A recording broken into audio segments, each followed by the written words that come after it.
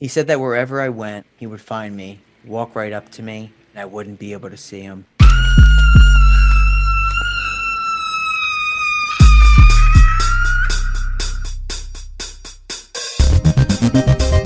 Jason is my son, and today is his birthday. You have dinner with us. My brother makes good head cheese. Candyman, I get cheese. Candyman, Candyman. We all go a little mad sometimes. Hello and welcome to the final podcast, the last podcast you will ever listen to. We are the creators of the Spooky Pit, the innovators of the Passion Bump, and we are taking you down the darkest rabbit holes of all things horror. Welcome, spooky bitches. We review horror movies and fuck them with comedy. We are your final bros, Brian Hopway LaGrassa and Shane, the good Shamrock Smith. And we are joined I like that one. We're joined by our scream queen, Jen, the producer. I didn't burp that time. Sorry. You're gearing up for it? It's like right here. It's okay. Like it'll come in later, and that's all that matters. Yeah. It was an invisible burp. I'm glad you said that, because today we're talking about the 2020 movie, The Invisible Man, directed by Leigh Whanell, one of my favorite people right now in Hollywood. He's amazing. He really is. I just think three things. And I know we mentioned it last episode, but There it is. That was great. Adam from Saw, Yes. Specs from Insidious, Yes. directed Upgrade. I fucking love Did he- Upgrade. Didn't he direct Saw and Insidious 2 to some extent, or did He he just write helped on those? write Saw. He directed Insidious Part 3. He wrote Insidious Part 1 too, I think. He Right? might have wrote He it. might have Yeah. wrote it. Like with them. James Wan definitely directed it, but yeah. I he might know have for a wrote it. fact, though, Leigh Whanell directed the third one, which is the He's last so- good one in Insidious, because the He's fourth one is. so freaking talented. I love him. I like how a movie's bad, so you discount it from the series, just like Dexter season 8 never existed. Actually, I'm still waiting for the new season of Dexter to come out, because they canceled after 7 for some odd reason. It's not as crazy how that happens. Yeah, no, I do that a lot. If I'll I don't start like it when they something, I finish pretend it didn't happen. That's fair. So today we're doing The Invisible Man, a movie that we're not going to pretend happened because it was solid. I've never seen this movie before. It's brand new. Well, not brand new. It came out last year, but with COVID, it feels like it's brand new. I was super excited to watch this one because I've never seen it. Leigh Whanell's work. Very powerful film. Obviously, subject matter is a little tough because it's abusive. Obviously, me being a very big abuser, I abuse a lot of things like cocaine. And this was a good one for me. I mean, if cocaine is the salt off McDonald's French fries, then yeah, you're an abuser. McDonald's is fucking I can't wait for our 1 a.m. McDonald's after we do this podcast. We do it after every fucking podcast, in case you don't know. McDonald's, please sponsor us. We'll eat your like fish fillet or whatever it is. Whatever McDonald's want me to put in my mouth, I would do it for McDonald's. Seriously. Please, dear God. With that said, let's fucking jump right into the Spooky Pit. After Cecilia's abusive ex, Adrian, commits suicide and leaves her $5 million, she believes she's being stalked by something unseen. The Invisible Man was released in 2020, directed by yours truly, Leigh Whanell. It's a drama horror and it stars Elizabeth Moss as Cecilia Cass, Oliver Jackson Cohen as Adrian Griffin, Harriet Dyer as Emily Cass, Aldous Hodge as James Lanier, Storm Reed as Sydney Lanier, Michael Dorman as Tom Griffin. Before we start, I want to give a shout out to three nice young ladies I met, Chloe, Emma, and Reese. Young horror fans, and I hope you continue to watch horror movies, watch our podcast. Pretty sure you're in a Jewish cult, but it's all okay. Okay, so the few things I would like to shout out, because this movie, as we've stated, has some very... It's just like disturbing. It's heavy. It's heavy. It's heavy subject content. Heavy content. So first thing I want to put up at the very front of the episode, the National Domestic Violence Hotline is 1-800-799-7233 for those out there, because this heavily like talks about domestic violence and how like our character, what's her name? Cecilia. Yeah. They call her C. Cecile? For short. Yeah. C, yes, how she was treated in the movie. So domestic violence hotline is 1-800-799-7233. And now for some movie facts that I think you guys will really, really love. Leigh Whanell actually, and this is the very beginning of the movie, so Leigh Whanell chose to not have an opening establishing Cecilia's predicament with Adrian. And he said it's because I wanted to drop the audience into Cecilia's situation without any backstory and make them feel everything through her. And We he said he fucking was love super that. He does said he that was super so well. Fucking love that shit. Love Yeah, it. he said he was super lucky he had Elizabeth Moss, who is very good at communicating a lot to the audience without saying anything. All And through the face. yeah, all through the face. She's such a good actress. And the last thing I'll say, because we're going to go right into, since we're seeing this all kind of through her name, Cecilia, is derived from the Latin, I don't know how to say this word, casus, Caecus, means blind or eyeless. Appropriately, she cannot see the invisible man. She is frequently called C in the film, which obviously, like, you're pronounced C, like what you're seeing, like SEE, even though it's C for her name. So I thought Cool that was catch. some cool little tidbits for this. But yeah, let's hop right in. Like, I know you guys, we are big Leigh Whanell fans. On this Yeah, podcast. that's a universal We opinion. love him. Mm-hmm. So I just want to throw a few things out there before we get into the movie. One, Elizabeth Moss gives an incredible performance. There's no doubt. She's a rock star. Yes. She also looks like a rock. Yes. And we want to get that out of the way right at the beginning. But my her God. performance is fantastic. So mean. Secondly, Adrian, who plays Adrian again? I always forget his name. This guy is also very creepy. But that's why I want to bring him up. Oliver Jackson Cohen. Okay. I saw him for the first time in The Haunting of Hill House as I think he was Luke. And he played like kind of like a broken character, like the complete opposite of his character in this movie. And he was amazing in that. Then I saw him in this, and then I saw him play another kind of like creepier character in The Haunting of Bly Manor. This guy has a big future. Like the last three things I have seen him in, he has been so good, and he has nailed his role perfectly. There's no He has doubt. range. Yes, exactly. Totally. And if acting doesn't work out, he can always become like a really good Persian car salesman. Yeah, that's always the fallback. But yeah, I just wanted to throw those two things out like right off the bat. Like the two main people there do such a good job in this movie. And it's what really sells this movie is how good they do in it.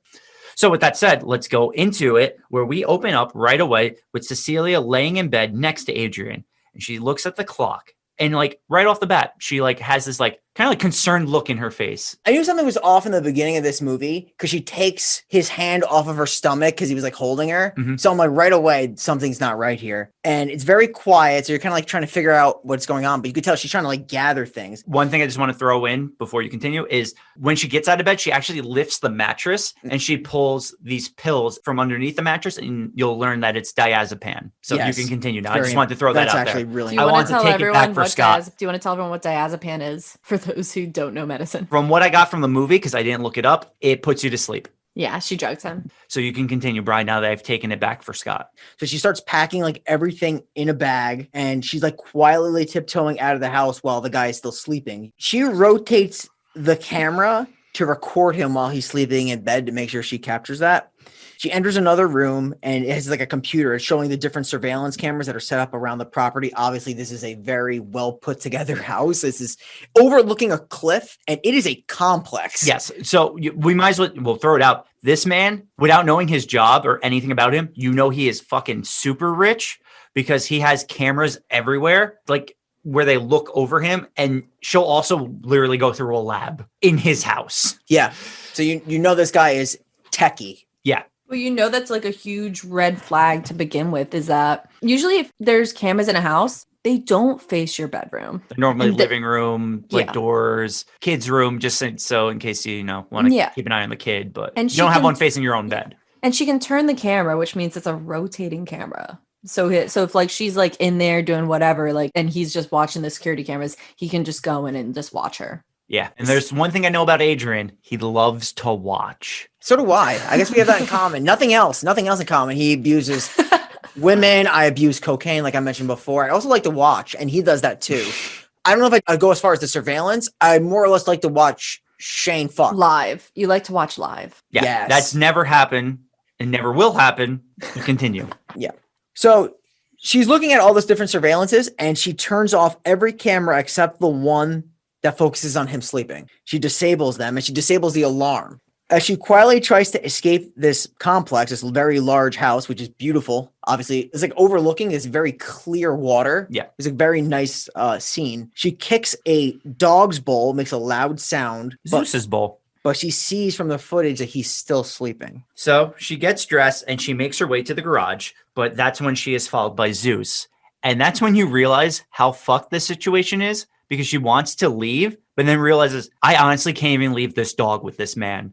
So she goes to the dog's collar, and that's when you also realize it's a shock collar. Mhm. Yes. The dog can't even leave this complex. So she disables it, but accidentally hits the car. Well, the dog hits the car. The dog hits the car. That's correct. And it sounds off the alarm. And Yeah, she that's just why you never books help a it. dog. You never help a dog. It's so bad. I can't say never help a dog because in this situation, you got to help the dog. I mean, if we go back to The Thing, never help a dog. Yes. Well, let's be fair. Me and Shane once were driving home and we saw this dog abandoned at a gas station, right? Remember in like Virginia or something like okay, that? this is a good. Yeah. And then I'm like, Shane, we have to take this dog back. And Shane's like, fuck no. Where are we going to put the dog? The dog would not have fit in the car. He was like, fuck you, Brian. We're not taking the dog back. And I'm like, dude, let's take the dog back and then grab some Bojangles. We did grab Bojangles. This is actually a true story. I guess we'll get into it real quick. We stopped in the middle of nowhere of Virginia next to a rock quarry to get gas, and there was a dog. Yeah, we wanted to take it back in all seriousness. We actually did call the animal shelter, but it was a Sunday, and they were not open on Sunday. Yeah. So I pray the dog is in good hands. So what if that dog was like the owner's dog and it was just like no, we chilling went into the outside? gas station. We went into the convenience okay. store, and we're like, "Is this your dog?" And he's like, "No, it's just been standing there for 3 hours." I was literally like, and I was not a like big dog guy. I'm still not really a dog guy. I don't dislike dogs. I never had a dog. You're a cat guy. I'm a cat guy too, so I never was until I had one. So if I had a dog, I would be a dog guy. It just, I guess that's animals, right? yeah.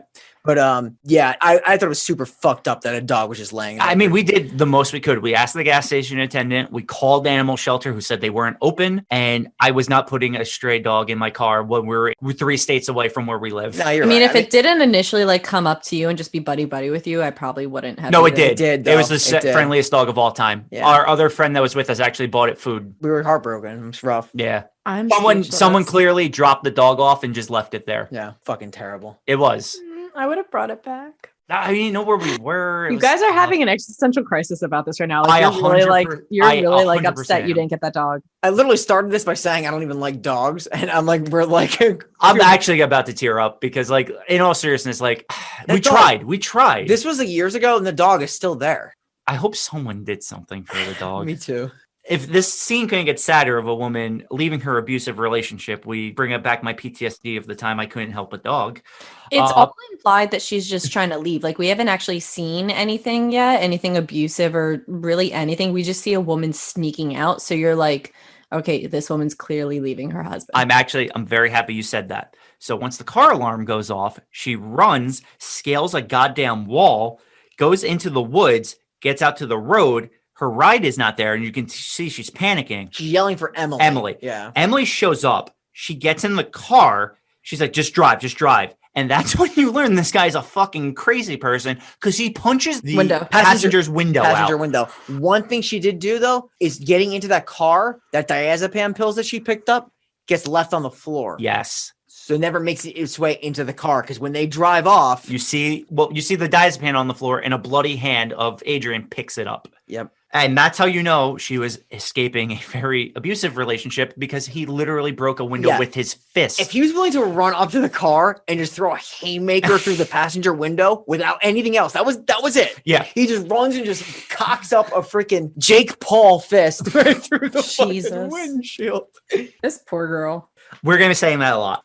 So now we're in a new house and Cecilia is we are going to learn he is a police officer. His name is James. She is staying at his place. Yeah. And he wants her to practice going outside because I think it's established she's been there 2 weeks now and she Yeah. has yet to step foot outside. Yeah. She does attempt to go outside and go to the mailbox, but as soon as she sees a man walks by, she runs back into the house. it was a And- jogger. Yeah, a jogger. And this is like these little scenes like this. It's like, I like how powerful it is because it shows you just how scared she is of Adrian coming back is that she can't even like just walk 10 feet outside to the mailbox. Yeah, this is like some serious PTSD, like heavy. She's on a website. Are you being watched? Because she thinks that he's still looking for her, like trying to locate her. which is actually in her case, it's not even like a reach because he's a big tech guy. Like he definitely could like hack into a computer camera, Mhm. especially when we realize what he does do. She takes makeup, right? And she puts it on. No, whiteout. Oh, it's white out. Is that what that was? Yeah, I'm pretty sure that's what it was because Okay. it had like the little tip and everything. That makes sense.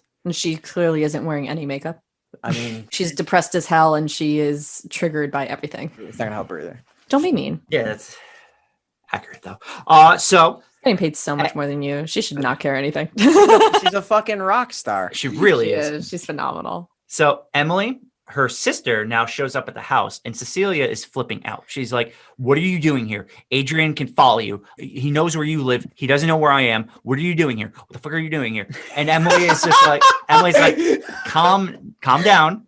Adrian is dead. Elizabeth Moss gives this like expression of like not believing that he's actually dead. She conveys so much without saying anything. Exactly. And she does that a lot in this movie. And that's when Emily says he committed suicide. And Cecilia says that doesn't make any sense. He was in complete control. Like that type of person doesn't take their own life. Yeah, and she had to show her like an actual, I think, gave her a phone, showed her the article that he committed suicide, was found at the Mateo Palace Hotel by a housekeeper. And Cecilia, obviously, like you said, she's stunned. And Emily's like, "What did he do to you?" And she just walks away and goes into the bathroom, doesn't even like answer her question. Like, I think she even does, though, at one point. Like, I think the scene after, when she comes out of the bathroom, she says, like, he was in complete control of everything. Like, Yeah, she sits at a table. Yes. what I ate, what I said, what I wore. He even knew what I was thinking. Yeah. She admits she took birth control without him knowing, because she knew if she had a child with Adrian, there would never be any escape for her. Yeah. He eventually wanted a baby, and she was like, I can't do that. So she took birth control, and she was like, that can only go on for so long. I mean, I'm just trying to think of it like this. Like, she is the baby. She has a motherly obligation to take care of the baby, but then she'd be tied into this woman beater, wife beater, whatever you want to call her. And like, she feels completely even more controlled than she was previously. Like, she feels like she has to stay, and it's just not a good situation to be in. Yeah. And the scene after is just her like fully embracing that he's dead, because the next scene is like James and his daughter, Sydney, they're in the kitchen. She brings them the mail. Yeah. Like the next day she gets the mail. Like she's able to make that big leap already, because that pressure of him being after her is now lifted. Well, at this rate, by next year, she'll make it across the street. Yeah. Doesn't James say that? Yeah, He yeah. does. I actually really like James in this movie. He's my favorite character. He's so so good. everyone is so good. Even like his daughter, she's such a good actress. She's got to So be the like actress's fifth build. name is Storm Reed, Reid. Direct relation to Riley Reid, porn star. She was in 2018, A Wrinkle in Time, Slight from 2016. She's in Euphoria 2019. Okay. Gotcha. That's what she's best known for right now. But she's just is she in Suicide Squad? Oh, post-production. Yeah, Oh, the new one that's coming out? 2021. Yeah, No, that's I interesting. think so. I'm looking Yeah, forward to she's- that now that they got she's in a James lot. Gunn directing it. Yeah, that'll make it better, I guess, because the first one was. I don't hate the first one. Just gonna throw that out. I don't hate it either. It's a hot take because everyone does hate No, the What, first in one. Euphoria? No. I'm talking about the first Suicide Squad. I don't. Oh, I don't okay. hate it. I just definitely don't like it. It's just there. I I liked had it. fun. I It was had fun alright. watching it. I mean, it was a music video, so. Yeah, if you go on the her first 8 minutes, definitely are. I mean, like, this is not a movie either. What are we talking about? Invisible Man? This is a fucking 2-hour Black Mirror episode. So now that they have the mail, and we've discussed how awesome every single person in the scene is. Cut to Well, she gets a letter. yes, She gets a letter in the mail, and then the scene automatically cuts to Cecilia and Emily in a conference room. This letter was a red flag. What do you mean it's a red flag? Even though Adrian's now dead and her sister went to the house for the first time in 2 weeks, hadn't seen her since then, she like got a letter and no one knows she's there. Oh, And the yeah, letter yeah. is from Adrian's brother, who's a lawyer. And how would he have known where she was? It would have just gone to her sister's house. You see, and this is, I agree with this. I noticed that too as soon as I saw it. It's like the second the sister finally came here, obviously Adrian figured out where she was, and that's why she got a letter so soon after. Do you want to hear a tidbit about Adrian's brother, Tom? You mean the jellyfish? Of course. Yeah. So the character of Adrian's brother, Tom, he's meant to feel as if nothing about him kind of fits. And it's kind of made literal in his costume. Like the suit that he wears are always too small. It was something like they really went for. Like he is Adrian's brother. So it's kind of innate that he's off like Adrian, but they did it in very subtle ways. Yeah, because I'll be honest with you, I thought he was the nicest guy for half the movie. Did you Did you actually? really? In all seriousness. I thought he was the nicest character in the movie for half the movie. All right, this next scene, I thought that her sister was a cunt. easily. No. Wow. I actually can't believe how much I disagree Yeah, with you. no. Yeah, I same. thought she was a ripe bitch. The sister, not Cecilia. Cecilia with the trauma. The other girl, sarcasm. Did you see what she did to the fucking waiter at the end? Yeah, but that was for That was different. That's That's her. different. No, it's not, because that's her personality. That's just how she acts in every situation. That's just who she is at her core. That's the kind of person she is. She never changed that sarcasm throughout. And I get Why did you think she was a bitch in this scene? Because I thought she was right on par with what Yes. she Okay. Let me go into it so then we could talk about it, because I'm 100% with Jen on this. So they go into the lawyer, who is Adrian's brother, and he starts to read this letter that was written by Adrian. And the sister says during the scene, you see Elizabeth Moss is like getting all these like really bad feelings. So the sister instantly cuts off him and saying, no, give me that letter. I'll read it to her. Don't worry. he's required by law to read it. No, he's not like that. He's Yes, he is. He's gonna clearly read the will. He's clearly doing that to upset her in this. Yeah, it's No, the he's whole not. He's being sarcastic. No, the whole letter is gaslighting. That's what the entire letter is. That's your because perception the of what it is, no. knowing what you know at the end. No, it's not. Yes, because No, it because is. you know watched about it, I took it like Yes. that. And she Because interrupts him what- at every chance. He's like, "Here's $5 million." She's like, No, "Yo, how about I because slice your it- dick off with a pair of No, scissors?" because that's a whole narcissistic abusive thing. You're gaslighting. You make everything. I like, did not get that you make impression at all. everything the other person's fault, even if it's your fault. Like he was like, He's I wish I could have reading- been better to you. He has to read what happened because he's giving her $5 million. Yeah, but he Yeah. doesn't have to read Yeah. like all that opening part. He's clearly doing that to upset her. That's Yeah. how I She definitely didn't- took it. I'll be honest with you. She actually cuts him off before he even gets a line out. It's enough out. He gets Yeah. one fucking sentence. He doesn't even get to Yeah, a period. And I would have said the exact same thing. because Absolutely that's not. that's a manipulative thing. That No, it's narcissists- not. No, Yes, it is. is. It definitely is. isn't. This is how we know It is. Brian's never been in an abusive relationship like that. I've never been in what? That type of abusive relationship. I've been in a abusive relationship with cocaine, but I don't think you said I don't understand what it is to be abused. I do. In a No, way. in that type of relationship, in the type where it's gaslighting you the whole time, because Yeah. that's that's how You're saying that's that how she he's wasn't able to mocking her, leave. but he's saying in order for me to proceed with $5 million. Okay, then why did they want the money to begin with? They should have just left. They didn't stayed want the money because to they begin wanted the with. $5 million.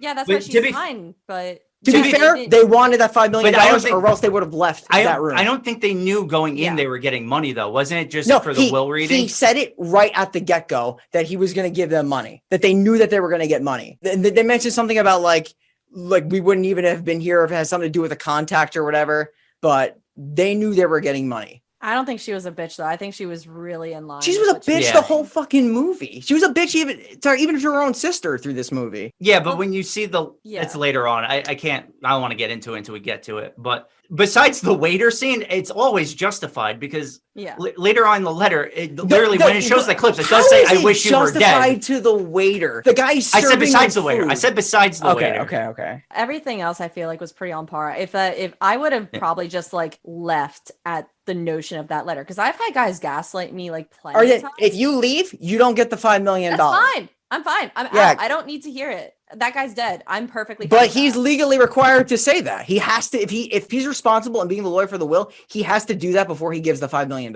Technically, she was right though. She's a lawyer too, right? Yeah. No, is she a lawyer? I She's a assume- teacher. I thought she was a teacher. No, Is she? Okay. I'm She not might be. sure. I honestly don't remember. So I'm not gonna say she might I be. don't I know. don't know. She looked like she was there representing, but I would have been on par with that if it required that I had to hear his. It wasn't a page letter. There were pages. Yeah. So he had Do like you know multi- how like these legal documents work though? Yeah, There's a lot of fine but print. if There's it's going like- to be pages. If it's like, yeah, but I'm saying if it's like pages of that specific thing that he started with Adrian saying, I wish I could have been better to you. I know. well, he didn't I get can't- past 2 because sentences, so we would never even know. He didn't does have kinda to say that though. But what I'm saying, what I think, like, I'm pretty sure your lawyer can just read these things over, like that Mm-hmm. you are not obligated to listen. I think the lawyer just has to go over them. It actually could just be lawyer to lawyer. I'm not even sure that even the candidate would even have to be there to begin with. Yeah. I think like Adrian specifically was requesting she was there was the thing. Adrian's dead. Yeah, I know, but I think in the will, yeah, Yeah. that is true. But requested that he read it in total to her. I would have just been out. Well, I don't care about the money. Emily said that something about like she's not required to listen to that, Mhm. which would mean that if she can't listen to it, she does not get the $5 million. To I which don't think that's one of the stipulations, though, is that you have to listen to the letter to get the $5 million. I think they even specifically say as long as she doesn't commit a crime or something. Adrian wanted her there to listen to the whole thing, which I get what you're saying about the whole like gaslighting thing. I don't think she handled it well as a human being. I think she called him out on protecting her sister, though. She was using very poor language in that whole meeting. I mean, at that point, from a female's perspective, like, fuck politeness. Like, we're not here to be like, oh, we're gonna miss him. Because he wasn't. He was a gaslighting asshole. He was a narcissist. He beat the fuck out of her. Like, fuck politeness at that point. That he doesn't deserve it. And the brother, what I'm saying is the brother didn't deserve it. Is what I'm saying. The brother's reading what his brother wrote. I don't think the brother deserved it. According to like what I read online, the character of his brother was supposed to be kind of off, similar to Adrian, and we don't know the brother that well, so they could be very on par together, but we have no idea. But my whole thing was, we know that because of the outcome of this movie, but at that point, you definitely don't know that.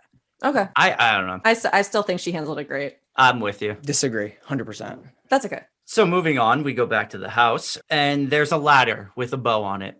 This is one of my biggest problems with this movie. This was poor writing. The ladder was fucking stupid because the ladder was just a prop so she can go into the attic later. And I thought that was shabby. That was shabby writing. No, I thought the whole point of the ladder was for the painting, but also for her to climb to get to the envelope. It was kind of just like the whole idea of the ladder is so she can climb up into the attic later on in the movie. I guess, but I didn't have an issue with it. I didn't think it was. I think it's extremely lazy. I disagree again, but it's okay. Curious why their attic didn't come with like a ladder. Well, that's what I'm saying. Every attic comes with a ladder. Not true. No, only because I had an attic. No, I mean, it'd be nice to let me finish, but as if we don't have attics. New houses come with the ladders. It looked like a new house, is what I'm saying. You can tell that's a modern kitchen.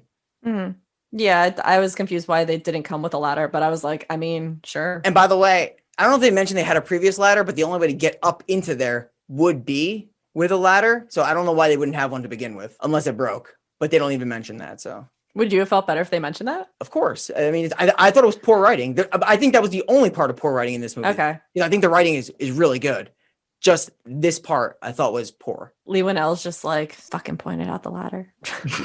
She gives the ladder to James so James can now paint the house. And she tells the daughter, oh, look, there's something at the top of the ladder. So she has Sydney climb the ladder, and inside it's an envelope. Inside is it's a bank account where for every month of the year, she's going to deposit $10,000 into the bank account so that the daughter, Sydney, can go to Parsons, which is a fashion school. Yeah. And James asks her, you sure you can do this? Do you really want to do this to Cecilia? And Cecilia's like, well, yeah, she could actually probably go to grad school too. She's loaded now. And we didn't even discuss the contents of what she's getting, because she's getting $5 million, $100,000 per year over the course of 4+ years. Correct. So then obviously Cecilia wants to celebrate, so she takes out her $5 million bottle of wine. Which James, can you imagine? Imagine she spent $5 million. It's just the Tesla alcohol. She just pulls out the new Tesla alcohol. Is that actually a thing? Yes. Oh, didn't hear about that. Yeah, it was on David Dobrik's Instagram. David Dobrik, if you want to come on the podcast, you're more than welcome. I love our reoccurring segment of inviting someone onto the podcast every week. We invite the most unrealistic people. That's what I like. That's why I like it. Elizabeth Moss, David Dobrik. I love it.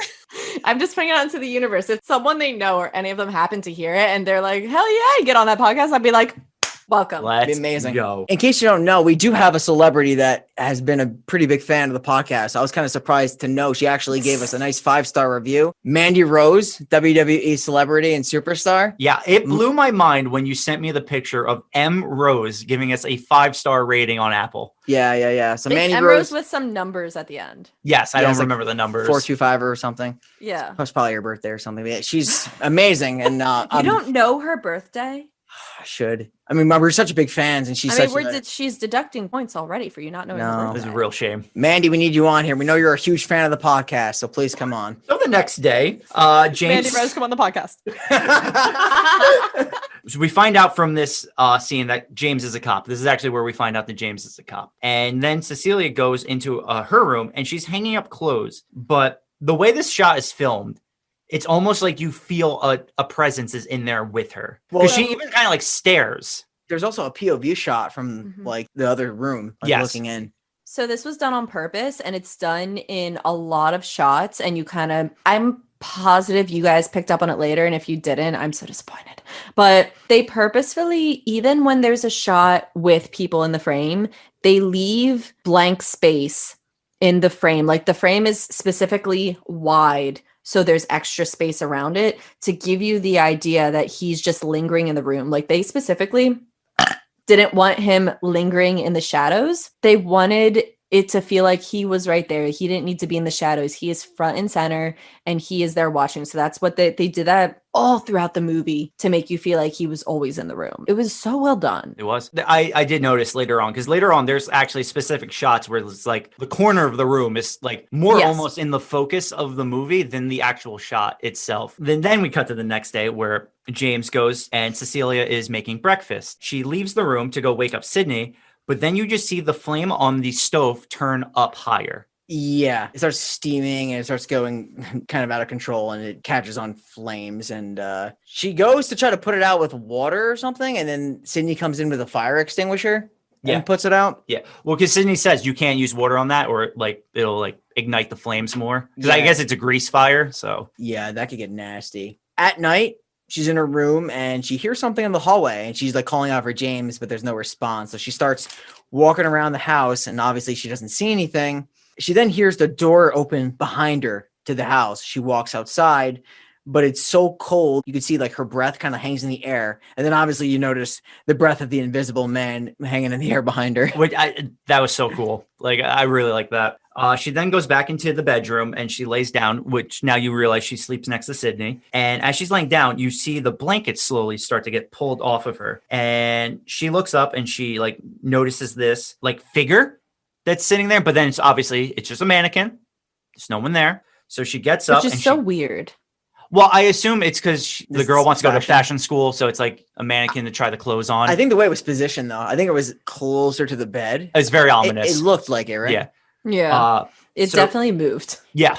So she gets up, she goes to get the blanket, but she looks at a chair. She gets once again that like someone is sitting in the chair. So she takes the blanket and she throws the blanket over the chair, but no one is there. So then she starts to pull the blanket, but as she pulls the blanket, she sees two footprint. What would it Footprints. She sees two footprints. I say feetprint. Feetprint is definitely not correct. It's not. I just like the way it sounds. We got two feety prints. Yeah. Just little footsie prints. Little footsies. It's like putting one and two together. So they're on the blanket. Do you hate footsie socks as much as I do? I don't even know what that is. What is that? What's a footsie sock? That's the socks where it has like every toe. Oh, ew. Wow. No. They creep me out. Wow, that would be annoying. It's like you're getting your webbing. Yeah, it's so creepy. There's no way. What you're getting for your birthdays. Please, I actually won't wear it. So don't. It's a disappointed look on both of your faces. I couldn't do it. I couldn't do it. So yeah, we got these feety prints on the blanket now. And I'm going to leave it at that because I just like saying the word feety prints. Well, she's screaming for James. He runs in and she's like, listen, like I saw footprints. She's like, someone is in here. I saw it. And then he tells her, Adrian will continue to haunt you if you let him. He's like, listen, you have a job interview tomorrow. Do not let this person ruin it. So the scene's going to cut to the job interview, and her interviewer, is it just me or is he like straight up hitting on her? He was straight up hitting on her, mainly because of the Paris reference where he's like, only like beautiful girls are in Paris, or he says something like that. Yeah. And so she's pulling out her portfolio. Literally nothing is in there. She's like shocked because she knew that she put it in there, but it's not in there. So she gets up and she passes out. Then she wakes up in the hospital, and they're basically, you hear them saying like, don't drive or operate heavy machinery, and you're unsure why she passed out because you don't know yet at this point. They basically tell her to, take some time off. I love how hospitals do that. Like they just assume everyone's just gonna go out and fucking drive a big rig or like fucking operate a forklift. Everybody's like a foreman. Well, it's like someone drove you there in your car and they're like, oh, just don't drive your car home. And the guy's like, all right, bye. Hope you have fun getting home. And it's like, am I supposed to drive? Help me. So I think we're back at the home, right? And the phone rings. Yeah. And Cecilia picks it up. And this is where you find out that the cause of her fainting was diazepam, a large amount of a diazepam. It sounds like the doctor is about to tell her something else, but she drops the phone. Yeah, because she sees something. She Yes. sees a pill bottle, the diazepam pill bottle covered in blood. She remembers the last place where she left that, and that was in the street. Yes. So clearly someone has found that pill bottle from the opening shot and moved it here. Clearly something already fishy is going on. I mean, the Invisible Man title of the movie gives it away, but Yeah, but like, so now she firmly believes that Adrian is stalking her invisibly. so she goes to Adrian's brother and tells him, tell Adrian to stop. Yes. She tells him how she planned to leave Adrian, how Adrian said she could never leave him, how he would always find her. And she's just like, he has to stop doing this. And I think she even mentioned that he would leave her a sign, so she knew that he would be there. Yes. And clearly the bloody diazepam bottle is this sign that Adrian would leave her. And then she mentions that the night that she left him, she did drug him with diazepam. She lost the bottle, found his way back to her, and she tells Tom, the brother, that he's not dead. And then he's like, listen, I have ashes in a box that would disagree with you. And she says, he figured out a way to be invisible. She knows he can do this. He's like a leader in the optics world. And it's very clear from the opening scene of the film that this guy obviously is very techie. Yeah. And the brother even says, look, Adrian controlled me long before he controlled you. Just like you, I was relieved to find out that Adrian was dead. And then he kind of shows her the crime scene photo. It's not a crime scene photo. It looks like just a photograph of like Adrian dead on the carpet, like with all the pool of blood. So It's like an unidentifiable carcass in a pool of blood. well, that's what it looks like. Yeah. Isn't it face down so you don't see his face? It's also another red flag that he would have those photos. I don't know. He's a lawyer. Would he be able to get them? I assume as a lawyer, Maybe. Maybe, but I don't know for 100% fact, but No, I don't took it know as if a lawyer. that's something like they would let you keep though. Like maybe they would let you see it, but to identify him. But I don't know if that's something they would let you keep. I think it'd be copies now. What if they make copies of it? I mean, maybe. Not sure about those laws, but Yeah, I honestly don't know either. This is where like. If you choose to believe her in this situation, this is where you're kind of like, this brother's an asshole. Also, it's a red flag. Who keeps their fucking brother's ashes in their office? Yeah, that's true. No, because like You think so? people keep their ashes on like mantle places at home. Yeah, the but brother he's could not at like, home. No. But I'm saying is maybe the brother spends more time at the office, maybe more of a way of him honoring his brother, keep him at his firm or something like that. I mean, I guess if someone at my job had their like dead family's ashes in their office, I'm not gonna lie, I think that'd be a little weird. Do you think it was just there for like their little meeting? I don't know what you call that. Well, I mean, knowing how the Maybe. movie goes, it's all there for show, Yeah, obviously. yeah. But Yeah. like, The first red flag of the movie, actually, you could just like put a bow on the movie, in all honesty. Like the first red flag that you mentioned, the male, the male is that's Mhm. it. Like right there. Yeah. And if he Yourself. knew if she had to technically set up an appointment to see him, like him bringing that in just for her, like he clearly knows Adrian's alive. Like out of everything we've seen, if you choose to believe C at this point, then you know the brother's fucking with her. yeah, the way the movie's filmed, it's like you never really question that C's correct. It's more so like, when will people start believing her is more like the focus of the movie. Because to be fair to anyone, even the brother, all right, so the brother is completely right. Because say the brother doesn't know that Adrian actually is alive, I would have the same reaction he's having right now. Like clearly my brother is dead. Yeah, I think that you can go with the psychological component up until she finds the physical diazepam bottle on her bathroom. At that point, she's obviously correct in everything she thinks. But actually, not even before that, because you do see the breath behind her. Like, but she doesn't see that. Yeah, but she as a doesn't see viewer, we see that. Yeah, so yes. correct. Yeah. Or like in the kitchen when the fire starts. Yeah, or in the kitchen, the fire starts. But the point of the movie isn't whether there is the invisible man or she's crazy. It's when will people actually believe her that there's an invisible man? Yeah. Which is impossible, because if you came up to me and you're like, hey, Shane, I think I'm being followed by an invisible man, I'd be like, you've been eating too much McDonald's at 1 a.m. Oh my God. You know what's crazy too? The way this movie goes, I want to spoil it. It would be more believable for me if there's an invisible man than what actually happens. Pretty much. I was curious how he was going to be invisible. And I wasn't super like on board with it, but I was like, I mean, I guess. I liked it because it's modern and it's more realistic to now. Like I didn't see where the old you could, one. like someone, I could see Elon Musk being this, not the abusive crazy part. But Elon like Musk, being this the is guy not a tip. Don't do it. Who makes the invisible suit? I'm taking it with me to Mars. Yeah. His car makes the suit for him. Yeah, right. For the record, love Elon Musk. Would love to have him on the podcast. Yeah, can you send us some of that Tesla tequila? Yeah, why don't we have Elon and his wife Grimes on the podcast? Well, I fucking love her music. She was just my got most played COVID. artist of 2020. Did she really? I don't know if Elon is on board with this. I'm assuming because they're still together that they're just like anti-maskers. They like never wear their mask. So they were like out doing shit, whatever. And then she posted like some time ago she got COVID, but then within like the same week she posted like being out with other people. I was like, I guess it's not that bad, but still. To each their own. Yeah, apparently. Now Hope her baby's okay. What's her hopefully. baby's name? Ah! Was I right? Is that it? Is Lynn like X something like that? I Yeah. thought it was It's. I think it's a noise they would make in South Park. Like that's yeah, yeah. Isn't that from SpongeBob? all. Oh my god. Is it Doodle Bob? Is Yeah, that the Doodle noise Bob. Doodle Bob makes? Yeah, the sound doodle, but that's her baby's name. I don't even know if it's a girl or a boy. I actually don't either because the think name is very I- gender neutral, very 2020 of them. I think the girl. I mean, it's Elfin, so is it actually gender neutral? Or did they Oh, choose like I a was- gender That's a name? good and elf? point. I don't know elf okay. genders, so. So it's XAAXII Is this the fucking Key and Peele skit? Is there an Aaron in here? or XAE? I thought it was that the state says she couldn't do that. I'm gonna be honest. I thought they told The her she had to actually California, it's name. just like his name is Mike. Yeah, it's XAEA12 Musk. I remember when people were trying to guess, they were like Omega Archangel W. Like, Yeah. Cecilia goes to Emily's house, which is her sister, and Emily is fucking pissed at Cecilia. And we have no idea why until Emily says, I got your email. You said I was suffocating. You said like I was too controlling. Now, Cecilia, though, has no idea what she is talking about. She's like, I didn't send you an email. Like, I didn't do anything. And the sister's like, okay, and closes the door on her face. And now I'm going to say this. I was like, man, the sister's kind of a cunt here because like, even if she sent the email, she's clearly going through a lot of trauma and maybe needs to process all this and maybe did write a nasty email.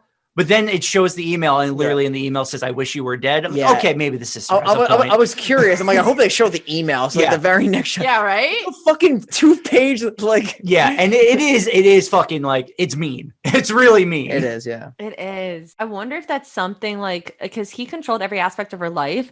I'm so curious because she clearly like didn't have a lot of say in anything when she lived with him. I think it would be on par if when she was living with Adrian that he was taking her phone and talking to her like sister and her mom for her. Like you can clearly tell the difference between like if Cecilia was on the phone or if Adrian was on the phone. It's very possible. I mean, they don't give us any context to that, so it's impossible to say. Yeah, I was But gonna say, like, it's like so hard for me to believe that the sister would buy that this is Cecilia because the way it's written, she even mentions in the email she wishes that she was dead over Adrian. That doesn't sound like something that Cecilia would say. it doesn't. But the problem is with She thinks Adrian's dead. exactly. She has no reason to think Adrian's still alive. I mean, But- if so, like I feel like it would be really easy for Adrian to hack her email and like go in and send any letters. Yeah, and which is what probably happened. But it's like you're stuck here. The sister either has to think that Cecilia is just really mean, or Cecilia is suffering from some kind of like PTSD. yes, a mental disorder from the whole situation. Which then, even then, the sister's being kind of mean because the sister should be instead trying to get her help instead of shutting her out.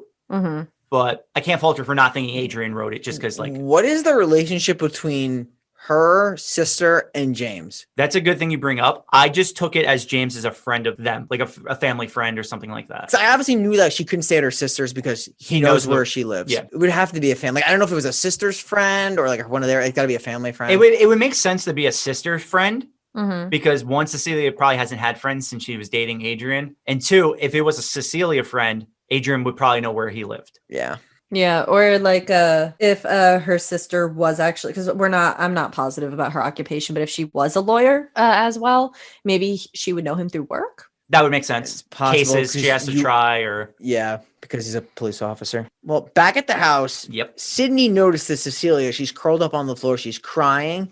And there's only one way to get over the tears and the boo-boos and the hoo-hoos is a Girls' night, little party. It's a shame this is interrupted by a slap to her face. This was one of my problems with the movie where it's not perfect. The fact that Sydney realizes that a girl like halfway across the room hit her, Yes. which was completely ridiculous. Yes. That was like one of my complaints with the movie because they're not close enough. Like No. They were, and she doesn't move her arm. they were significant. I'm going to say, to be fair, I think they were like about at least 2.5 to 3 feet away. Yeah. So the fact that Sydney just thinks that Cecilia slapped her when clearly, like clear as day, didn't happen.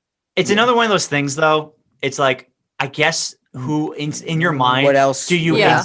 like, do you instantly think it's an invisible person? I probably Yeah. would, though. Yeah. Well, I mean, the daughter like isn't aware of what like Cecile thinks about Adrian. Like she's not even aware that Cecilia thinks that Adrian's invisible. So I don't. I guess my mind would also default to that. Be like, why the fuck did you hit me? Yeah. I think if he would have framed it better where they were closer. I think if they were closer, it would have worked better. Yeah. It just seemed they were too far apart. Yeah, it was a reach. For Sydney not to like actually see her come up and hit her. Well, she But- looks away first, right? Does she? Because I think she like looks toward the door or something. Like she turns ever so slightly and then it happens. It could make it a little bit better, but it still happens too fast where I didn't even pick that up. Regardless, after this big slap, James comes into the room. Sydney's like yelling and stuff. And James is like, what happened? Like, what happened? She's kind of trying to make a defense for herself. She says it's Adrian. It's Adrian. He used to isolate me. He likes to make me feel alone. That's exactly what he's doing now. He's just doing what he always did, but in this current situation, he yells at her now. He brings his daughter outside the house, and he's like, I think you should go back to your sister's place. And obviously that's not an option for her anymore. So Cecilia starts calling out Adrian saying, don't hit little girls. Come here. Fucking hit me. I love because this reminds me of Hollow Man with Kevin Bacon. It also Yes. reminds me of Skeleton Key, too. Yes. The incidents where they put the shit on the floor. Yes. So she starts taking, I think it was coffee grounds. Yeah. She starts pouring coffee grounds all over the floor and she sits back with a knife. This way she would be able to see the footprints if they come in, kind of like they did in Hollow Man with the blood and Skeleton Key, like you said. She's just sitting there waiting. And she sits and she's like, why me? Why did you choose me? Why was I special, essentially, that I was the one you did this to? There's nothing left for you to take. You've already taken everything from me. And then she gets up and she calls Adrian's phone. And she starts to hear the phone ringing in the attic. And obviously, we already knew Adrian was alive, but now this is like even more of a, he's fucking invisible somewhere. So she goes into the attic because she gets the Deus Ex Machina ladder. She starts to look around the attic with a flashlight. And once again, she calls Adrian's phone, sees it ringing, and she finds it, and she sees pictures of her sleeping. And she also finds a knife hidden in a bag. And she does the cardinal sin of any movie. She opens up the bag and takes out the knife, and her fingerprints are all over the knife. Yeah. Yeah, I was like, never why? touch a knife. Why? I was really actually genuinely confused why she did that. But it was interesting. She also sees her portfolio with all the architecture work in there, too. That's right. I forgot about that. She sees all the photos of her like in bed. Mhm. I actually have a question right now. I'm really curious. Yeah, I did So- jerk off to those photos. Oh, just so we hit the 45-minute mark. You're not too far off of what my question was going to be, though. He definitely jerked off to them. But continue. Me or Adrian? Both. Both. But it's kind of a stupid question. So, say he's invisible using the suit. Man's got to pee. So, if he went to go pee, like his guy's pee standing up, and he whipped it out, would it essentially just be a floating dick? I actually fucking love that you asked that question. It's not going to be a floating dick, right? It's just going to be the pig. No, because no. he But has if he to takes the whip dick it out of the suit, yeah. saying like, so say there's like a Inviso suit zipper that you take your dick out to pee. Wouldn't technically, as soon as the dick comes out of the suit, the dick would be floating. Well, you're saying wouldn't that be the case for any body part, though? Oh yeah, 100%. Okay. But she's saying like, I just wanted to put the image in your head of like imagining like a floating dick. Just a floating dick? Yeah, just like That's amazing. Probably would have gave this movie a 10. It's like the greatest thing ever. like if he had to like pee outside because he couldn't pee in the house, just like there's just like a random dick just like 3 or 4 feet up in your yard. That is a good question. Would that suit come with a zipper for this instance of peeing? Or do you just pee in the suit? I mean, if at this point it doesn't, that man has like a really bad UTI. Yeah, it's a real shame. Who wants an invisible suit so they can have a float? That would be such a weird way to do public nudity. Be a hell of a Halloween costume. Hey guys, I'm a floating dick. I always pictured my friend Mike. He's a floating dick. I thought he was floating hair. He's floating hair. He's floating dick. He's bratwurst. Okay. Well, I guess that's one way we fit Mike in this episode. So the phone gets a text that says surprise. And she turns around, but no one is there. So she starts to crawl to the opening of the attic. Yeah, I got to ask about the crawl here. Because I watched the crawl and then I rewinded to watch the crawl back. And then I fast forwarded again to watch the crawl. And she looks like a feline. So you're saying she's very cat-like? Very cat-like. The way she did it. Maybe I think she's such a good actress. She actually probably saw too much Tiger King. Tiger King came out after this. Oh, did it? Yeah. Because Tiger King came out like during the pandemic. Yeah, this was the beginning of 2020. Yeah. Yeah. Well, in any case, he always had an exotic park. People knew about the guy. Oh, yeah. Yeah. The guy was actually legit super famous before the show even came out. It's well, he ran for office, obviously, if you saw the show. He was crazy. When's your birthday? In March. Second. March 2nd? Why'd you sound so depressed when you said that? Because I'm turning freaking 30 years old. Oh my God, I'm going to get you the best gift. Nah, please no gifts. No gifts. You got me a good one. One was good. Yeah, we don't really do that gifts. reminds me. The other part of that gift came in. Oh, awesome. Yeah, the flag. It's at Dan's house. He said it like some of the words are still blurry, but it's better than what the mug has on it. The mug is still awesome. I was doing a deep dive on it earlier today. Oh, really? I've been using it every day. So happy. Yeah, and I watched the first. Look bomb. I also watched the first 2 Camp Bloods this week. Did you really like rewatch it? them? Yeah, I told you when we went to get Nathan's. Yeah, you did. Yeah, We're just traipsing through the woods. What do you mean traipsing? Oh my God, you love. I mean, someone may have already keyed me in on when your birthday was in March, and I just forgot, but I may have already gotten something. Oh my God, dude! I start Christmas shopping in literally 2 months. 2 months, like in March. Yeah. Wow. When I travel, when I see things that people will like, and I know they're not going to get it for themselves, I just get it and I save it. Interesting. I mean, your gift, interesting in the fact that, that's kind of the equivalent of Brian always getting 1 a.m. McDonald's. It's a little crazy. I had your gift, Shane, for like 3 months before Christmas. I know, which is awesome because I fucking love it. So back to the movie, just because we have gotten sidebar a few times. It's a good sidebar. She does her feline crawl, and then she gets that like sense again. So she throws paint down the hole. And I'm like, oh, fuck, poor James's house. That's going to be a bitch to clean up. It really is white paint all over the hardwood. Yeah. This poor guy's house. I know. In general. But luckily, Adrian is there. And like, she sees like the outline of him in this like fucking Elon Musk suit. Because that's just what I'm calling it now. And he like kind of like runs down the ladder. I forgot what happens exactly. He runs down and he makes this weird noise. It's either like, it sounds like a bug or a computer glitch or something. Like it's just a weird noise. It's like a buzzing. Yeah. I guess it's kind of like a future technology noise. Yeah. So she then goes down into the kitchen and she just sees the paint all in the sink. So clearly he had washed himself off in the sink. Yeah. Too quick.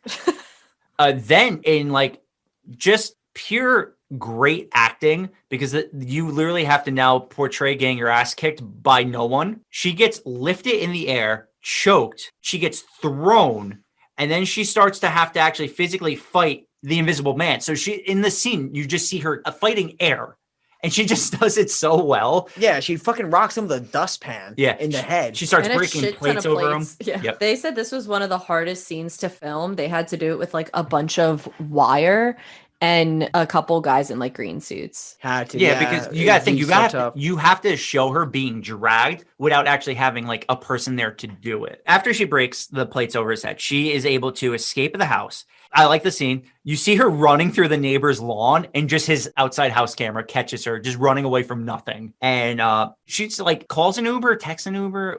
I actually don't think she calls or texts. I think the guy just is there. Okay. I'm not even kidding. Like hitchhike it? See, this works out though. It's like an Uber service, but I don't remember her calling or texting. So this was my please explain to me. Well, no, it makes more sense that she didn't call or text the Uber, because when she does get in this car and she said just tells the guy to go, the guy's clearly working for Adrian.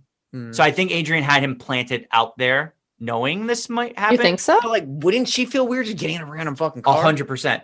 But she might be in such a panic. She's just trying to escape no matter what. I don't remember seeing it, and I'm thinking about it now, and I still don't remember seeing it. Yeah, so she probably didn't. And then Maybe hitchhiked Adrian just had it. Yeah, because clearly, because she says something later on, they specifically show his eyes looking at her in the back seat, like, I'm going to tell Adrian later. I don't know. I mean, I'm not discounting it, but that's quite a confusing scene. I legitimately thought like she was hitchhiking.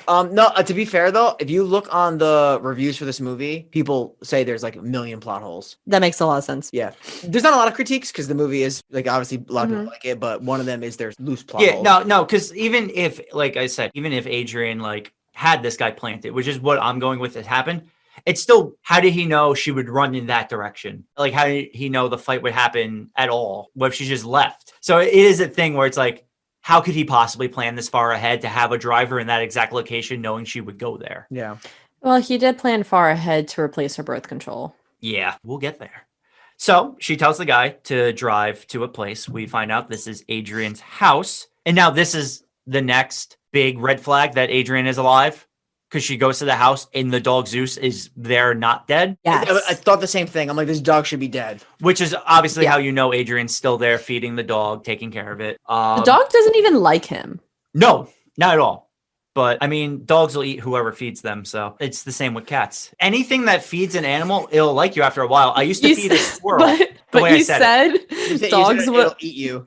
Yeah. I said it wrong then. I'm sorry. You said dogs will eat whoever feeds them, and I made the weirdest face, like thinking about it, and Brian just started cracking up. I saw your face. It's funny, but I knew what you were trying to say. Yeah, sorry. But I saw Jen's face I'm too. still 4 shots into the Crystal Head vodka. Yeah, I'm surprised you're still alive. I took one, and I'm. You should take another. Oh You no, should Jen, take another. when we got off camera, I took another shot with Brian of the Did Crystal you Head. film it? No. You want me to take another Then it didn't happen. No, Brian, you don't have to take another one. That is the rules, though. She's right. We're good. 4 is enough. You don't need to have another. I mean, I chugged a whole glass of this prior to filming and then filled it right up to here because that would finish the bottle. So, yeah, but this is like it's battery acid. It really is. It burns then my. you should choose a different. Go grab a Truly from No. the fridge. No. We can't because we respect Dan Aykroyd too much not to have his alcohol in here. We're just hoping Limoncello by Danny DeVito Wait, still exists, so we can find Wait, that. Dan Aykroyd. Oh, Dan Aykroyd made this vodka. Oh, did he really? Yes. Yeah, that's why we were using his name. I don't like it. It tastes like something. At a casino I used to work at, there's this, I don't know what it's called. I'll have to ask one of my friends that still works there. There are butler services for extremely high customers. They are not known. Don't ask for it because they'll tell you it doesn't exist. But they'll like literally to really high paying customers, they'll order a drink. And we would joke at work that they hold one glass and they put plastic covering over it. And it's literally like $500 for one glass. Fuck that. It's insane. Yeah, fuck that. I don't remember what it's called. I don't even want to know what it's called. It's too expensive for me to know it. So we're back in the house. Dog Zeus is alive. I mispronounced some things, said some things backwards. We're back to where we were. She's in the lab and she sees a machine. She walks in. She guesses the code right to get in, which is the first day they met. She said, I think she even jokingly says how romantic or something along those lines. She's how romantic, yeah. And she literally finds the invisible suit there. And she swipes it. She definitely swipes it. But it looks like she leaves it in a room. Yeah, because we come back to that at the end of the movie. I wasn't positive though. Like I thought she was taking it with her. No, she hides it in the house. Yeah, it's got like cameras all over. It looks very similar to obviously the suit that she saw in the house when she put the paint over it. Another thing I want to mention is that she tried to pull off the mask or the head part of the suit, and you just see like the mannequin. Yeah, obviously it was on a model. So that's how she knows it's invisible. She hears Zeus. Mannequin. She hears Zeus barking, and that's when she steals the suit. And she hears noises, so she runs and hides in the closet.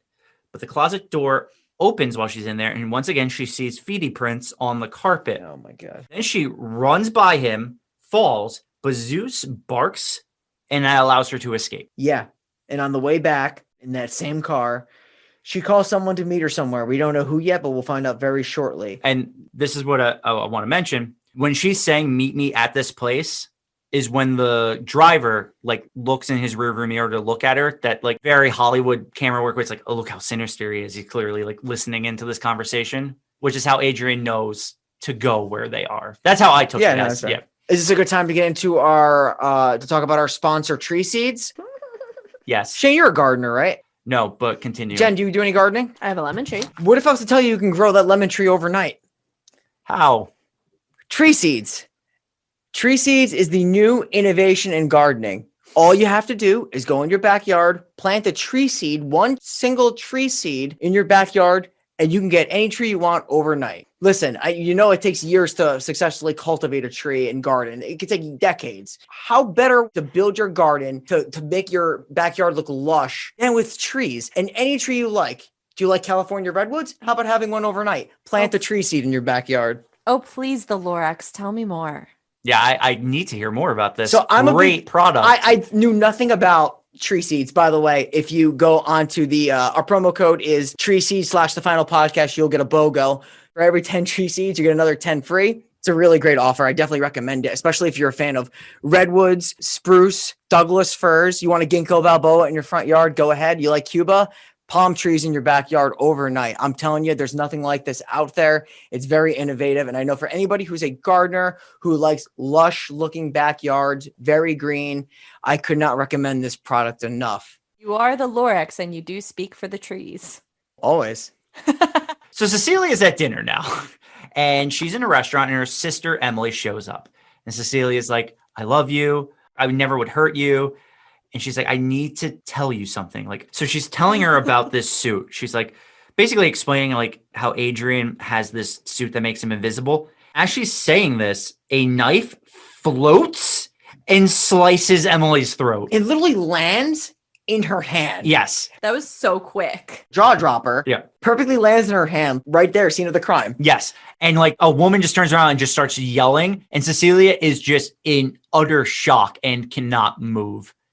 She doesn't move so much. When the police come, she just lies there and just accepts everything. She doesn't even try to explain it. Well, it's her sister that she's dead. She's shocked at what happened, how fast it happened. Yeah. I was really shocked. Yeah. Yeah, that was I don't know why, but up to this point, he's been physical with other people, but he hasn't killed anyone yet. So after that scene, I was like, oh, this is taking a turn. It hit the point where it's he'll do anything. Yeah, but it's interesting that he does it so fast and he does it with the sister. I think it's cutting off her support system. That's his thing now. He's going to start going after. Does he say it soon, I think? It's coming up because they arrest Cecilia and they bring her to a hospital. They start strapping her down as she yells, I see you. I see you, motherfucker. He's in the room. He's right there. He's right there. And they drug her. They leave her there tied up. And you just hear Adrian say, surprise. Super creepy. Yes. And you don't see him. You just hear the voice say it. Scene's going to cut to her speaking with a lawyer. Is it a lawyer that's there? Or is there some detective? It's James and I think another detective, right? It's just two detectives. Mm-hmm. The only reason why is it a detective? Because he leaves the room when James asks. I guess because James is a cop. I assumed it was that. I assume they're doing the bad cop, good cop routine. Okay. That's just what I assumed. She tells them that she could prove that he's alive. She can tell right now he's listening. He's in the same room. James tells the other guy to leave. And she tells James, please don't think that I did this. And she's like, I may as well have done it, though. She's the one that brought Adrian into her life, to her sister's life. Mm-hmm. James, even in this scene, says, I failed you by leaving you that night. So he's even taking in the responsibility is she needed someone to be with her to help her through this. And because of an incident, he just left her alone. So they're all feeling guilt in this scene. I mean, he reacted how anyone else would react if he thought some guest in his house hit his daughter. Yeah. I think he handled it, honestly, as good as you can. Well, no, that's the thing. He handled it fine. It's just that second, that look back remorse of maybe I could have did something different. He would have handled it as Shane would have handled it with his daughter. Yeah, I would have got her out of there if she existed. We're now in her new room, and this is revealed to Cecilia that she is pregnant. Yeah, nurse tells her that the blood test came back. She's pregnant. She says nope, but she's like, yep. She's like, didn't the other doctors tell you you've been pregnant for a month? When the doctor was going to tell her something else, when we found out she was drugged by diazepam, they were obviously going to tell her she was also pregnant, but she dropped the phone and didn't listen. Is that what happened? Yes. Okay, I didn't get that part. I thought that when they were at the hospital after she fainted, they were going to tell her then, but Adrian swiped the papers or something. I was super confused. I forgot that she got the call. Yeah, it was from the phone call. That's when she was going to find out. Yep, that slipped me. This is the scene where Tom visits her in the mental hospital. Correct. And he says to her, he still looks at her as family. He mentions, in light of recent events, the payments have been halted, including the bank account that she set up for Sydney. And she tells Tom that he's just the jellyfish version of Adrian, everything but the spine. I fucking love that line. It's such a cool line. He tells her to sign the paperwork forfeiting the trust to make it a lot cleaner.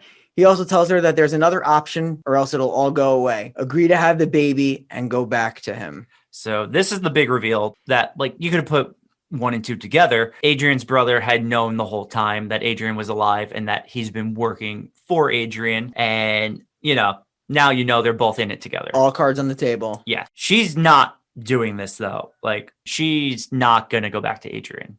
Exactly. And Tom even mentions, like, of course Adrian knew that you were using the birth control. Yeah. Listen, no one has ever left him before. And she's like, now you know it, you suffered enough. A new life can be granted to her with just one phone call he has to make. Yeah. But she pushes those papers off the table. Yes. And she does this so she's able to steal a pen out of his bag. I believe that after he leaves, doesn't she like take gum that's on the table? Correct. There's a gum. I don't know if he left it or it was already there. I'm assuming it was already there. Maybe. I don't know. But it was where the papers were. She takes the gum and she's like listening to the weather report, which is calling for rain. She's brought back to her room. There's a fine pointed pen that's stuck with gum in the corner of the ceiling. So like it's very concealed. No one can get to it. And only someone like her that would have known it was there. So she's going to take that out. She goes to the shower and she literally says, you won't get the baby and you won't get me. And starts cutting her wrist with a pen.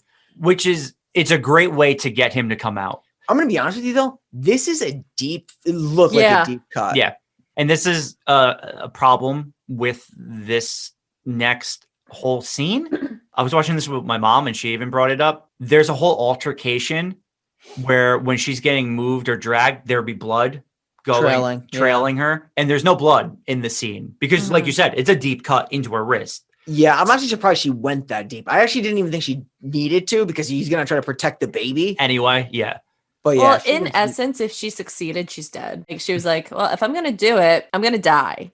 Well, yeah, she'd rather die, I guess, than be with this guy. He grabs her arm and she's like, there you are. So when she grabs him, she takes the pen and just repeatedly stabs him on the ground. Yes. Then a cop comes in because he sees like a commotion. Adrian instantly takes the cop's taser and tases him. Yeah, tases his throat. Cecilia gets out.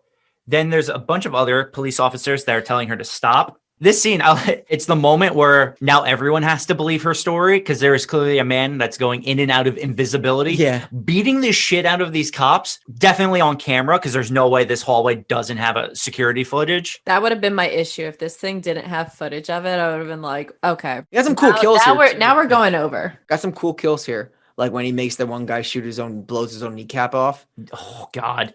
The way it's shot, too, is so cool. But this whole scene is awesome. Well, it's not awesome for the cops getting their asses kicked and killed, but the way it's filmed where he's like going in and out of invisibility, hitting this person, throwing this person, stealing this person's gun. And they don't have their guard up there. So whenever they see him, they're just like, what the fuck? Because she's even like, he's behind you. And when they turn around, he's invisible. Yeah. So Cecilia's going to run out of the fire escape and she starts chasing him and she starts shooting. She tries to shoot the suit with one of the guards' guns. She runs outside. She sees it in the rain, tries to follow it behind some cars. And obviously she's getting chased by guards because they still want to get her because she's an escaped patient. And the suit slams her against an emergency vehicle, verbally talks to her. He's like, I'm going to teach you something. If she tries to hurt him, he's not going to hurt her. He's going to hurt someone that she loves instead. Yeah. He's going after the family. This is what you brought up before. He already killed the sister. Now he's like, I'm going to kill Sydney. Like, I think he even specifically says he's going to go after the girl, right? It's not going to feel good to be responsible for the little girl's death or something like that. But while he's doing this, a new police officer, security guard shows up. He doesn't shoot him for some reason. Yeah, he's on the ground and he walks right by him, right? Yeah, he knocks him out, right? Which then in my head, I was like, Adrian just left like a witness. This is like the best alibi Elizabeth Moss ever could have had. Yeah. Because clearly this sane police officer has now seen a man in a suit walk in the rain and disappear. Actually, walks like almost over his body on the ground. This next scene, I want you to explain to me in vivid detail what happens because I was so confused. This scene coming up. So she runs out into the street. Adrian pulls his car out in front of another car. That car swerves out of the way to avoid him, and he crashes into... It looks like someone shot someone's windshield. I don't think so. I thought when he crashes, his windshield blows I out. was just confused. It looked like someone shot a windshield with a gun. and I think it was her. Does she shoot? She shoots a gun at a windshield. It looks like she shot the guy that fell into the guy's car. I mean, I'm not going to discount it. That'd be a plot twist. It's possible. Should we pretend? It was such a fucking weird Let's scene. just say she did. I kind of want to put mysteriously dead guy in our Necronomicon now because you're saying she shot. He doesn't die though. Oh, he No, does. he doesn't die. He doesn't. Out. You're right. You're right. You're right. It was such a weird scene. I wanted to And see he was on the phone. It was on the phone. with Yeah, his because wife. Cecilia does hang up. She's like, he's all right, and hangs up. And the wife definitely has several questions to that. Several, yeah, for sure. Maybe just one. Yeah. Like, is my husband okay? Yeah. Is my husband okay? Yes. Okay. Or who the woman is who answered. But anyway, she's driving. She's going to James and Sydney's house. She calls James and be like, you have to get home. Something bad's going to happen to Sydney. And he's like, how are you calling me right now? She's like, it doesn't matter. Get back to the house. The scene's gonna cut to a POV of somebody walking into Sydney's room. Mm-hmm. Sydney wakes up, like she's alert, but she doesn't see anything. But she does smartly grab some mace and sprays Yeah. in the direction of where she heard it. She hits him, kind of like knocks some stuff over in her room, but he does take her and he knocks her down in the hallway. See, if that was real mace and she just sprayed it all over her room, it would have gotten in her own eyes. Probably. I don't know. I never sprayed mace before, but Me either. it looked like it was like a projectile, no? Like a straight shot of liquid. Oh, yeah, they do have those ones. That's Yeah, what it looked like. yeah, I don't know.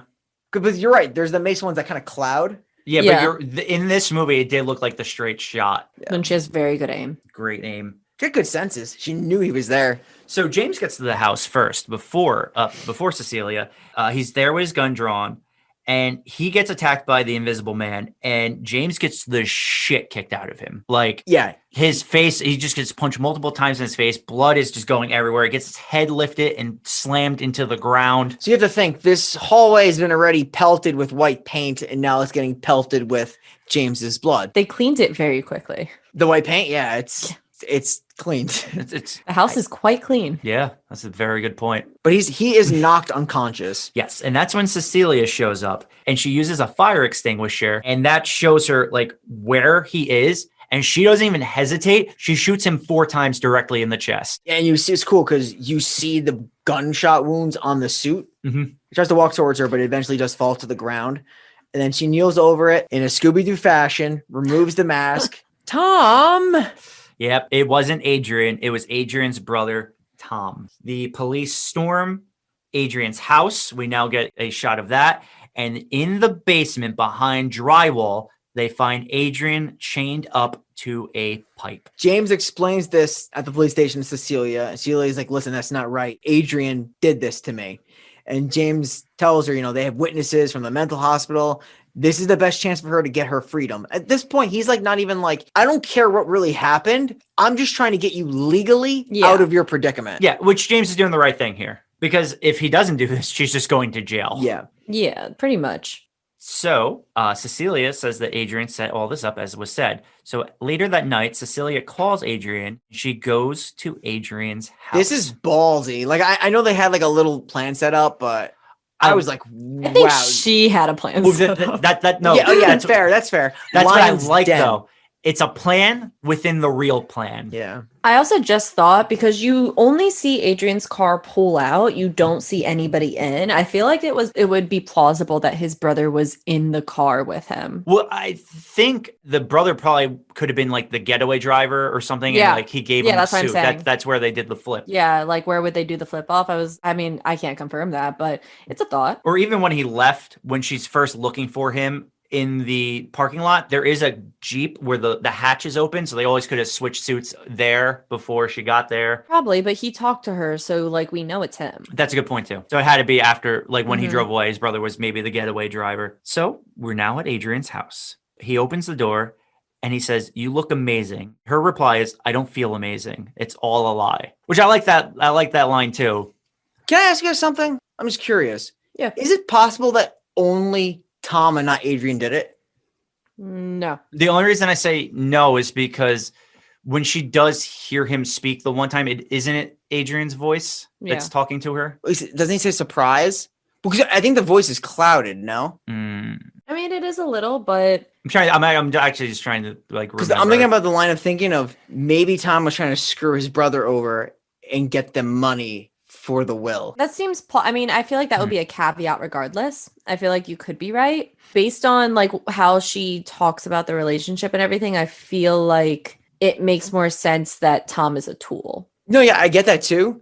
Yeah. This is how actually I interpreted the movie. That's why I'm saying it. I actually did not think that the brother was actually involved. I truly believed that he was locked in by his brother. But Oh no, I don't think that at all. I know you guys don't think that.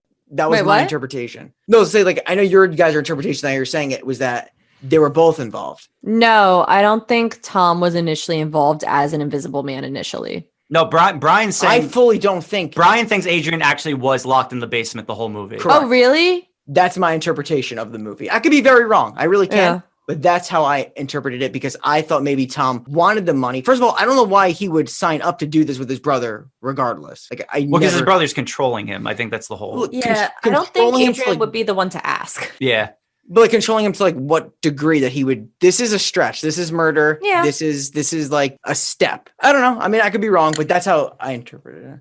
I see how you could definitely think that, and I feel like it's a big motive. But if we go back to like the beginning where she has the weird inkling that he's alive, and Yes. she was right about that, I feel like you see that same inkling when she sees that it's Tom. That's fair too. When I think we're not there yet, but the last shot of this movie is what made me think the most that was the case because she looked so satisfied, like to the degree of her face that like it was like she killed him regardless of whether he did it or not. And that was the satisfaction look on her face. That makes sense. And if you think about it, like she'd basically be returning to her old relationship and she would have the kid that she didn't want to have that would trap her forever, essentially, as she puts it, then it would make sense that she just like wants to rid herself of all of it. Yeah. But she does take the dog with her. I could totally see it the way that you guys see it too. Yeah. Set up like of him being in the wall. Yeah. The whole Tom wanting the money is a very good motive though. Though that was my interpretation, but yeah, like I obviously I could see it your way.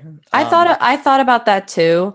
That I just only doubt it because like if we trust her gut, which we've been kind of told to do throughout the whole movie, then I would trust what she says. Yeah, I can see that. Yeah, she does have like the strong impression, and she would know what it's like to be around him. So yeah, definitely. I could definitely get that. It's just the last shot was so fucking weird for me. The last shot of the movie where she just smiles because she goes like you said, plan within plan. Yeah. So I got this. With everything we just said, they go inside. He said, I didn't know what you wanted, so I made steak, pasta, and sushi. They sit. She's like, pasta is fine. They talk about the child. Red flag. You can't eat sushi when you're pregnant. I didn't know that. Learned something new.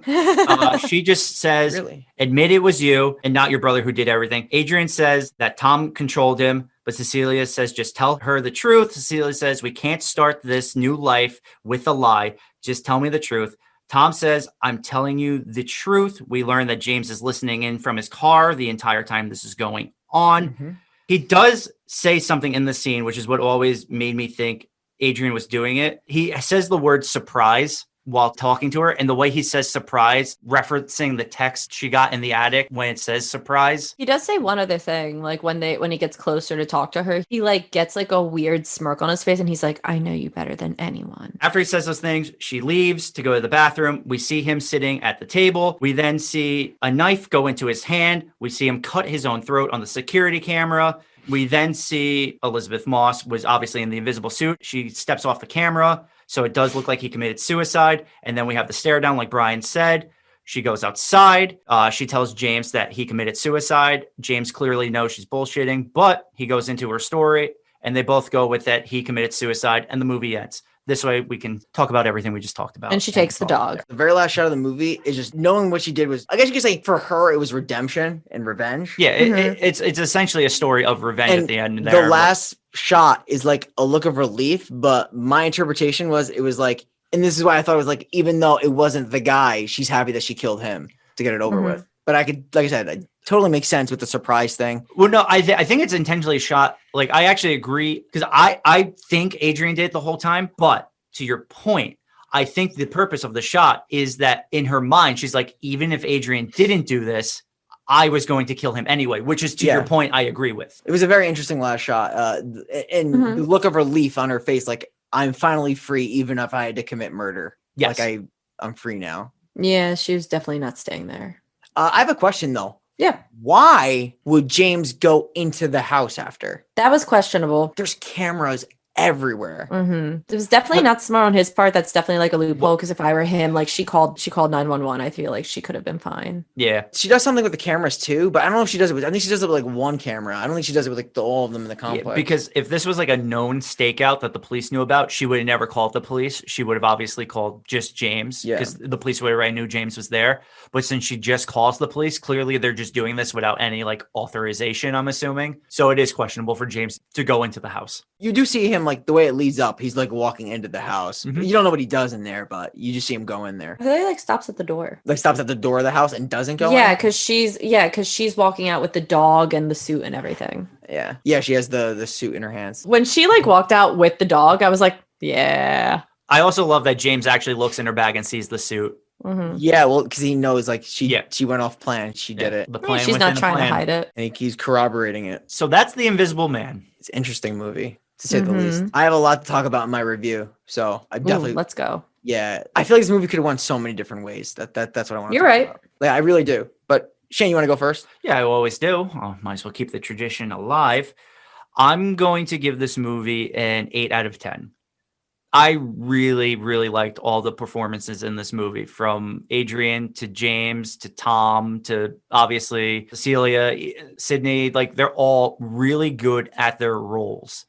Now, this movie is obviously not perfect. Each of us have all pointed out our own flaws we saw in different spots of the movie, whether it just be like why this happened the way it did, just like little continuity things where like, why wasn't someone bleeding here? But overall, I think it's such a well-crafted story that like actually makes you feel very uncomfortable for Cecilia and everything she's going through. It feels very real, Mhm. even though it's a person who's invisible because of a suit, which is obviously something, as far as we know, doesn't actually exist. It makes it feel real. And I really like this about this movie. I enjoy watching a movie that still can make me feel uncomfortable while I'm watching it. So even though it has like the minor flaws, I'm still going to give it an 8 out of 10. Cool.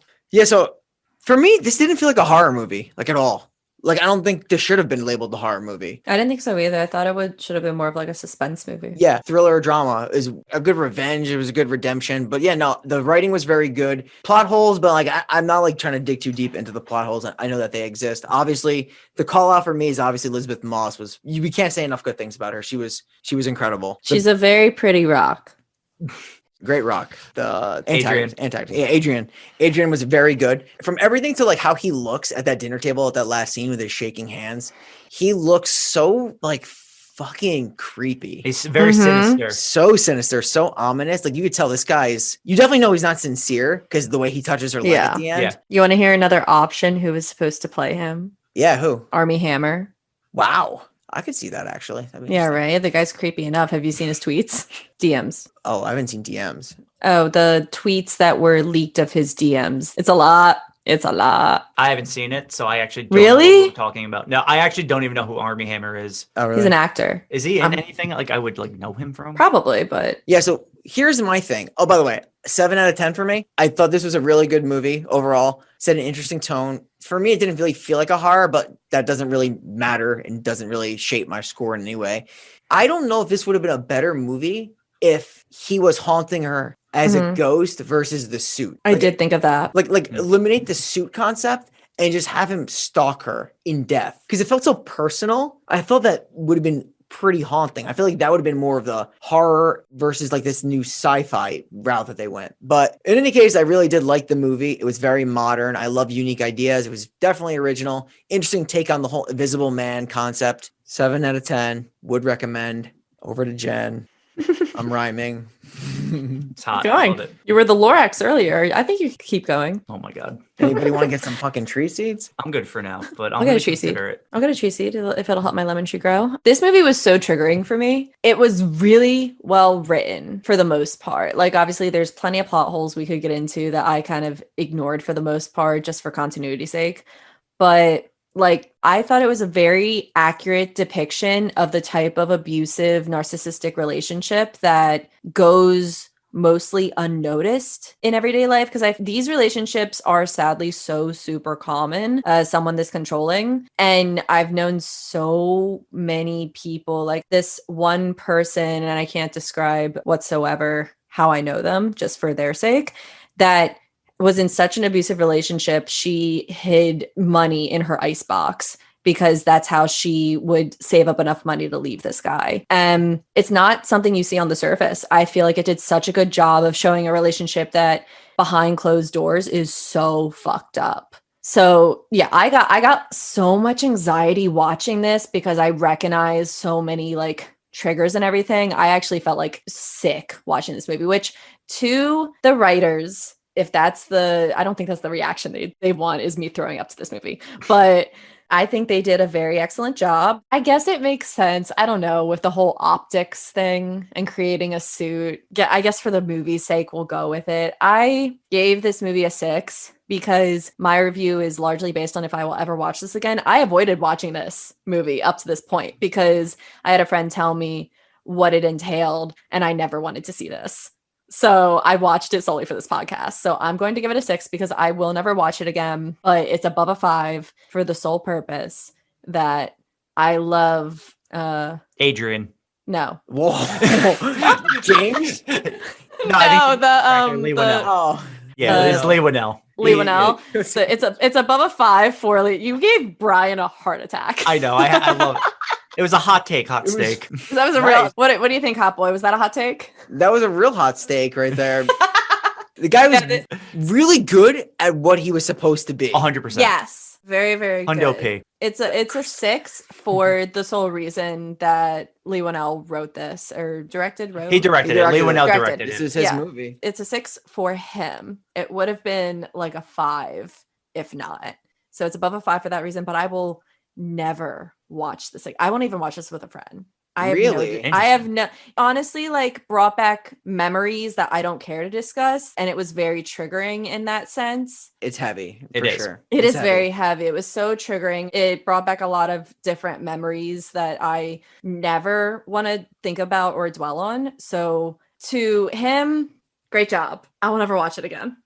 I have something that I was thinking about the way that this was written. So you mentioned like a lot of it's underneath the surface. Not a lot of people know that people get abused because they're controlled or for whatever reason. So I was thinking that the idea of the invisible man is like Mhm. something you don't see. So it's like Yeah. a metaphor for the person's life Yeah. where it's concealed and they can't do anything about it. That's actually Well, really good. you're extremely correct, but I meant more of like it's on the surface as the type of abuser that he is very good at. It's a person who's super charming. You would never know. Well, yeah, I think that's Brian's point. Yeah. It's invisible. Yes. Like you don't see it. Exactly. Which Yeah, I actually definitely. really like that. It's like a Yeah, latent like quality. I'm positive like if like we met them in real life, we would have no idea. Like he would be such a bro. He'd be so nice to us. It'd be He's nice to his daughter. Shut up. He's a great father. I've been Great saying father. for years. It's a great father. Yeah, we would have no idea. Yeah, really well done. But it has come to the point in time. And we have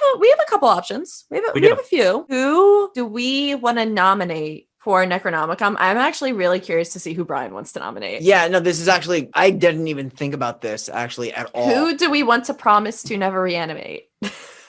I may need a minute, Shane, so I don't know if you have yours. I'm deciding. I'm just gonna throw up options right now. So Tom, 4 bullets to the chest, right? Yeah. Adrian, Adrian's slit throat, same as Emily. Those are the notables. Sydney's alive. Guards, some of them Yeah, live, some of them who die. gives a shit about them? It would have to be one of those. Yeah, which is why I don't care. I'm trying to think how to phrase this. I don't care about Emily to put her in. It's between either Tom or Adrian. Jeez. I want to put in. This is actually tough because I don't like either of them in terms. I like their characters. I actually like how both of them go. Shit. I think for me, I think if you have it first, go. I think I do. Well, it's tough because I could narrow it down to my 2. I think the Tom death was too easy. 4 gunshots to the chest. Mhm. I wanted to say Emily because it was a shocking death, but I think the end was so powerful. I have to go with Adrian. Yeah. See, that's what I'm leaning towards too. I'm also leaning towards Adrian. I don't like any of these characters, so to put them in. So I'm just gonna You guys can flip a coin if you want, but Well, I'm with Brian. Yeah, so it's okay. Adrian. Yeah. You could give yours, but I think me and Shane are going Adrian. We are. I didn't really have anybody. The first one I thought of was probably Tom because we shot him 4 times. I don't think he contributed as much to. Actually, no, he contributed a decent amount to the story. He technically honestly. might be in the movie more than Adrian. He is in the movie more than Yeah. Adrian, I think. Yeah, Adrian's invisible. It's just Adrian, when he's on the screen, is so fucking good. Yo, he is. He no joke. It's Adrian then? Adrian. Also got an honorable mention, but we're going Adrian. Yeah, let's do that. And Shane, have you prepared a eulogy for Sir Adrian? Of course I have. Adrian, we are putting you in our Necronomicon because you were the pinnacle of a perfect relationship. Yeah, your girl wasn't with you for a while and she thought you were dead, but when she came back to your house, you not only had 1 dinner for her, but you had 3 because you didn't know what she would want. You were such a good dog trainer that you electroshocked at every chance you got. You were such a caring person that your girlfriend knew you would be such a great dad. She barely took birth control. So for that, we're going to put you in our Necronomicon. Best one yet. Dear God. Best one yet. Boyfriend of the year. All right, buddy. Buddy, like this is my friend. Here you go. Well, with Adrian now in our Necronomicon, it's time to reveal next week's movie. We're going to space, boys and girls. Hey, the final frontier. Shout out Elon Musk. I can't. We are reviewing the Lawrence Fishburne, Sam Neill sci-fi horror Event Horizon. Except we won't be going to Mars. We're going to Neptune. Ah, shit. I've been calling it Log Horizon. That's an anime. Oh, yeah? Yeah. We're also going to hell. Yeah, in a way. In a black hole? Oh In yeah, a black hole. it's the only way to get to hell. Gotcha. With all that said, we are the final podcast, signing off, and we will see you next week, literally at the Event Horizon.